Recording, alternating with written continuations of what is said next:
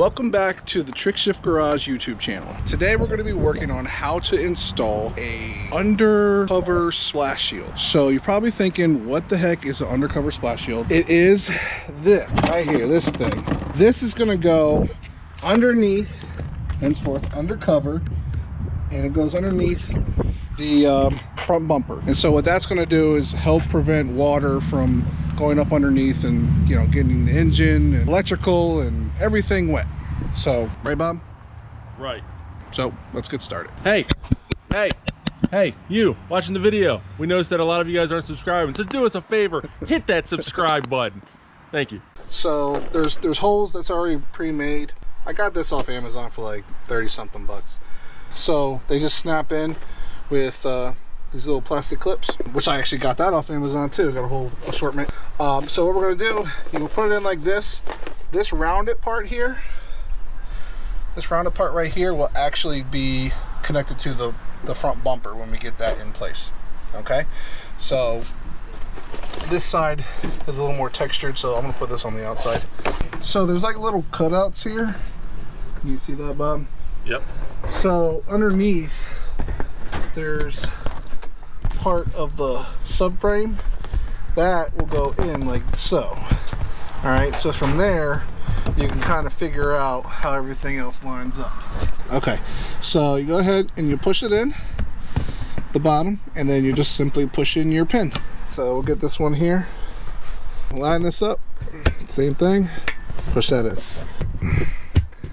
All right, that's 3. All right, and then this one goes here on the driver's side splash shield. There's one here. Let's snap in, and then is it right? Was it these two? Yeah, you just want to line out this hole with this one, and then push it through, and then that goes in there. To connect to the subframe, I'm counting 4, and then you have 1 pin that connects to the fender splash shield, right? And then the one on the other side. So a total of like 6 pins, and this thing is in. So not bad. There we go. New one's on. Looking pretty good. All right, so we're at the last part now. There's 5 holes. So at this point, all we got to do is put the 5 clips in, and that will hold it in place for good. And then we'll just go down the line, push in, and that locks it in.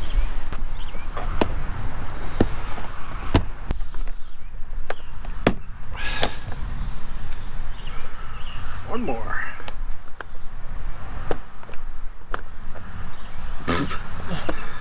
Sad one. Oh, this one fell out too. Oh, it's broke. Crap. Let's try this one over here. Oh, as long as it just stays there, it's usually okay. It's not a big deal. If you lose 1 or 2, maybe this will fit in there.